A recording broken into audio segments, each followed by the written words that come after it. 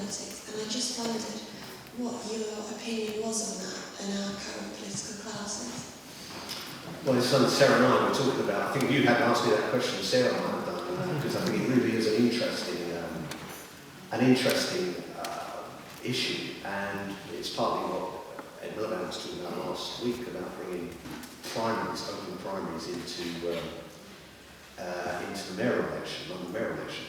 I mean, I doubt if Sarah would be an MP now if it wasn't for primaries. I think she's probably the biggest advert for primaries in the sense that she's obviously not much to perhaps the Conservative Party's chagrin. She's not obviously lobby for her. She's gone in with a mind of her own, and she's, I shouldn't be saying this, the Labour candidate. But she's got her own mind, and she says what she thinks, most recently about plain packaging for tobacco, which I agree with completely.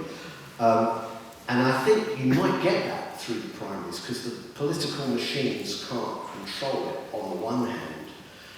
But if you're going to get adopted, you have to put your name forward, whether it's a primary system or whether it's the old system. And I think there is a feeling that people who come from my background or have done other jobs and never been to university or spent their whole life being a steel worker or a nurse in the NHS, that it's not for them, that they would be unwelcome in that system. I think we have to break that down. One very important initiative is this interns scheme that the Speaker started with cross-party support. Because the system starts, it doesn't start from getting your PPE at Oxford or Cambridge, and then coming in as a SPAD and then being, which is the route that all three party leaders have taken.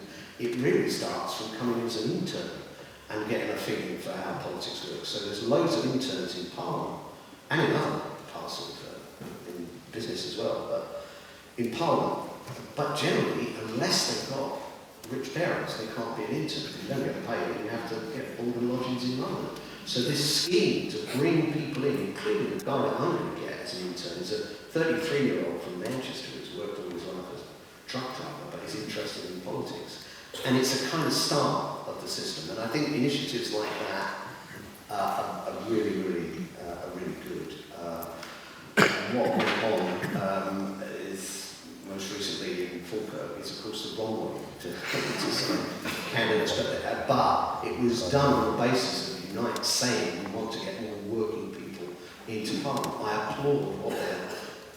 applaud the motivation, but the way they try to do that is just unacceptable. I completely agree that unpaid interns are a